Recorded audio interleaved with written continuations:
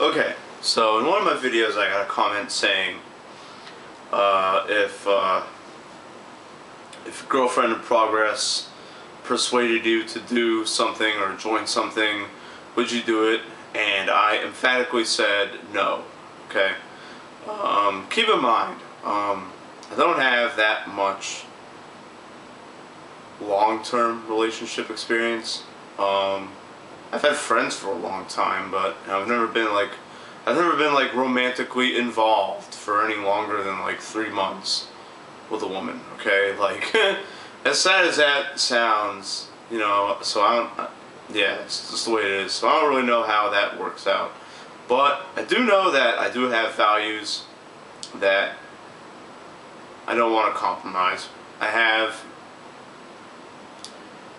There's stuff that I like to do that I don't want to compromise, such as bowling, such as doing videos like this, such as going out.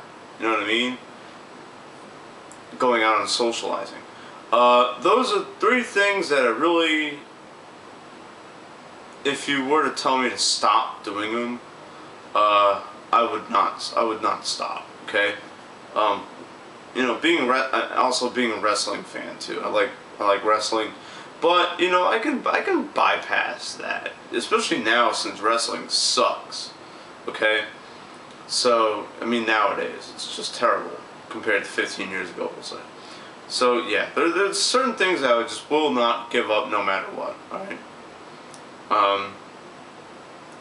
So that's pretty much my answer to that question. Now, is there a difference between being pressured to do something or to join some culture and being invited to without any pressure? Of course there is, and that's what I want to talk about. All right, I want to talk about the differences. Okay, there are 2 people that I've known for a long, long time. Okay, one of them is a girl that I've known for about 10 years.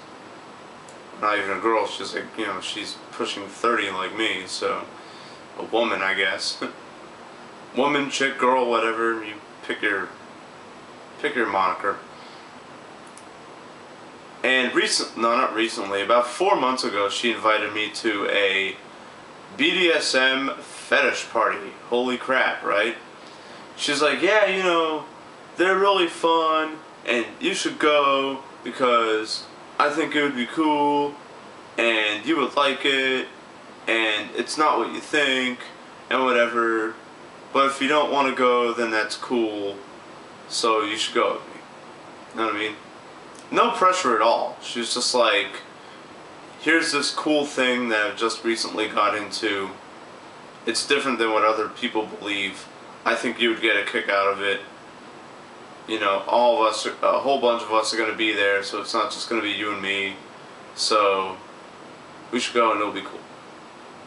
And I went. And long story short, I was really surprised. And it was really cool. And it's actually something that I'm interested in going to again. Now, there's a lot of the stereotypes were true. There were leather masks and all that stuff like that. You know, lots of bondage going on, even some public sex going on in there. But you know, no one did anything dumb. You know what I mean? No one did anything stupid. All right. It's not like I was approached by a whole bunch of gay guys who were like grabbing my ass and grabbing my crotch. You know, doing anything creepy like that. You know, it's not like.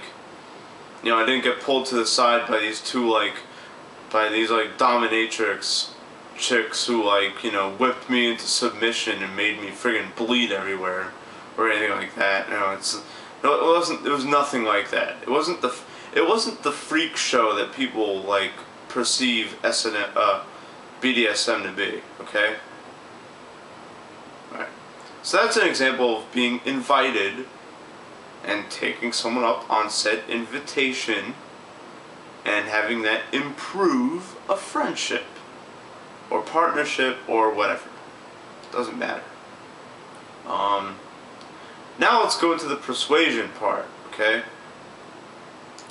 There's another guy I know, and he's not, you know, he's not bad. this isn't meant for me to say, oh, this is a bad person and this is not a good example, because to me it was just a misunderstanding. And he started getting into online gaming. He started getting into MMOs and playing, you know, live multiplayer on on network gaming like Xbox and stuff like that, Xbox Live stuff. And he wanted me to get into this, okay? And he pretty much pressured me into it. Because how did he pressure me into this? And like I said, I don't know if this was conscious of him or not. But yeah, like, you know, we used to play stuff locally. We used to play Mario Kart 64 all the time. We used to play Super Smash Brothers all the time. You know, all these cool games that we used to play all the time, just locally without any online bullshit. That went away because he had found a better alternative, I guess. And I was pretty much pressured into doing the same thing, and I really disliked it. And I remember telling him about this, and he's like, oh, just, you're judging. You know what I mean? I'm like, how am I judging? I mean, I just did it, and I thought it sucked, and I thought it wasn't nearly as good as a local multiplayer.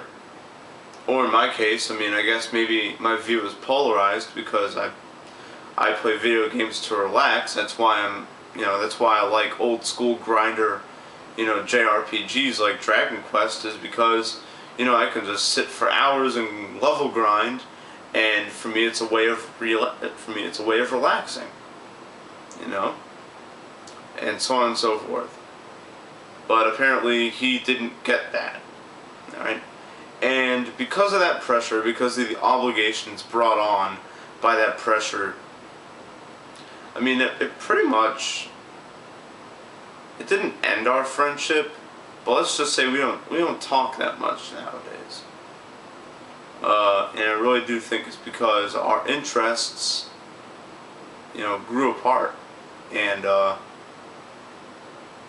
really, if you're pressured into having a certain interest, then maybe they're not as close as you thought they were. And this isn't a diss on anybody. It's just my opinion. It's just my own thoughts on how my own friendships have developed. I mean, there are a lot of people that I know that we don't have anything in common, and I just kind of see them, and it's just kind of, hey, what's up? Yeah, what's going on? Alright, I'm cool. Great. You know? That's how it is with most of my bowling buddies. I mean, most of my bowling buddies, only thing I have in common with them is bowling. Everything else is just like, okay, whatever. You know what I mean? And in fact, that's how I am with a lot of people. Because I am that polarized guy. You know, I do like punk rock music and, you know, that anti-establishment stuff like that. And it's very hard to shake me into a different music genre without me, you know, being somewhat biased.